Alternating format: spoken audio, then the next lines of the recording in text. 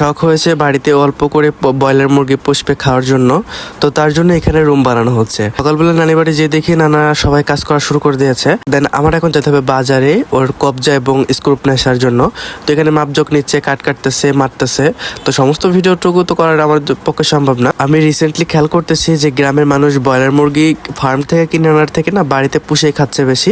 বাড়িতে যখন মুরগি পোষানো হয় তখন ওই ফিডের পাশাপাশি না চাল বা ভাত খাওয়ানো হয়, যার জন্য ওর মাংসটা অনেক বেশি স্ট্রং হয় এবং খাইতেও বেশ ভালো লাগে। মানে ফার্মেরটাইতে তো প্রচন্ড পরিমাণে পানি থাকে, বাট এটাই তেমন কিছু থাকে না বা ভেজাল মুক্ত বলতে পারো। তো আমি বাজারে চলে আসলাম, এসে নেট আর স্ক্রু কবজা যা যা লাগে সবকিছু নিলাম। বাড়িতে পোষা মুরগির মাংসের টেস্টটা কিন্তু বেশ ভালোই আসে এবং ফার্মের যে মুরগিগুলা তাতে কিন্তু ম্যাক্সিমাম সময় ওজন বৃদ্ধির জন্য ইনজেকশন পুশ করা হয়।